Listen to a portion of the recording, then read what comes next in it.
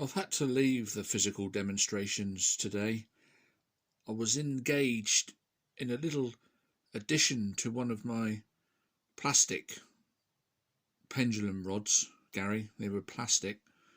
I was going to drill a hole in one of them and put some weights that would exactly double the weight of the pendulum rod to give it a counteract your unfair advantage idea of the weight of the rod, you know. Anyway, I was gonna, the one with the one mass, I was gonna double its weight by adding weights to it. In so doing, I've broken the bloody thing. It's snapped. So it looks like I can't do any more pendulum collisions, which is, I was quite enjoying that. I'll buy a bit more bloody pipe, I suppose, but you know, you keep spending money on these things. It's anyway, so I thought I'd just talk about this as there's some lack of understanding you have, or misunderstanding we have with each other. I'll be fair like that, about the arguments. Now this is going to be the planet or the surface of the earth, this line. I want to narrow down the misunderstandings. This is the surface of the earth. And the body, whether it's a person moving or whatever, the object, is going to be moving along just above the surface of the earth, parallel to the surface of the earth.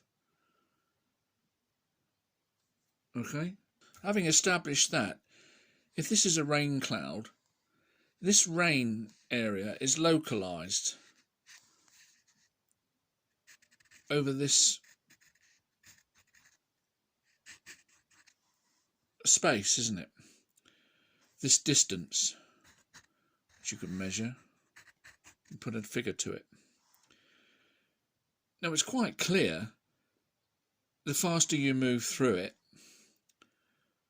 this is the example you're giving, whether it's rain or radiation coming out of a window, or the faster we go through, the less rain would hit you, I would think.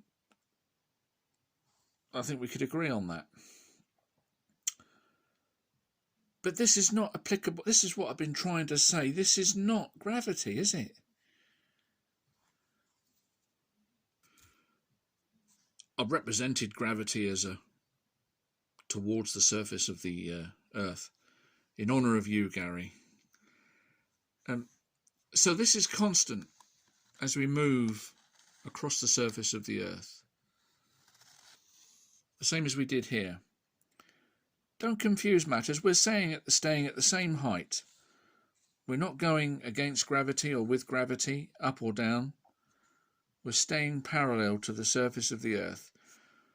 So the force now of gravity is constant as we move through it. Now, this example, the faster we move, we've moved from outside of the rain to inside of the rain, getting wet, to outside of the rain again. And you could say, yes, the faster we go through, whether we go through slow, the rain is hitting us. If we stop still, we're going to get very wet. Or if we go really quick, we won't get very wet at all. Now, does that apply to gravity, moving through the gravity? I don't believe it does. I don't believe it does. For one thing, we're not moving from an area outside of the gravity to inside the gravity to outside again, as we did with the rain example. We're constantly in the force of gravity, aren't we? Constantly. Now you say, as we move quicker, less gravity affects us. Thinking of the example of the rain, there'd be less droplets of rain to hit us. I don't think this is true. And I think physics says this is not true. In actual fact, if I had to guess, using my intuition, I would say that if this was rain now, I know I said this was gravity, but imagine this is the rain, and it's a cloud that's many, many kilometres over the surface of the earth, so we can't avoid the rain. I would say, using my intuition, that the faster I ran, the more wet I would get. Now that might seem controversial, but I don't think it makes a difference. You don't get less wet, because the faster you run, you're actually, whatever droplets you might avoid here, you're running into them here. And the faster you run in a second, you cover more distance. So in actual fact, you're running into more rain over that distance. It's possible you would get wetter the faster you ran.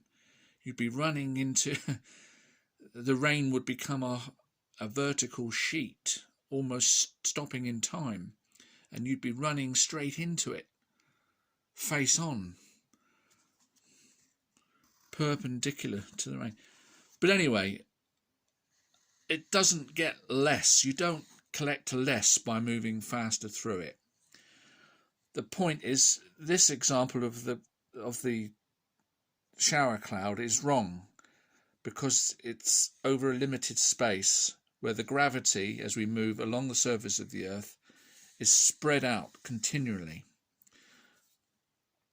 And the rain cloud analogy is similar to this analogy you often give of a planet and in a spacecraft here moving past the surface of the earth. This is similar to the rain cloud, because we're moving here where there is no gravity, or very little. We're much further away from the surface, and we're moving into the gravity where it's maximum, and then we're moving out of the gravity again. So you could say, yes, the faster you move past the earth, the less that gravity would affect you.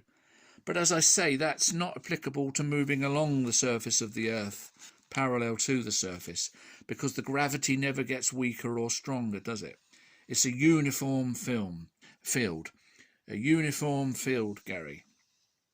I want to be clear about these aspects of what we're arguing, because it seems to be a problem. What do you think of that? That's an honest argument.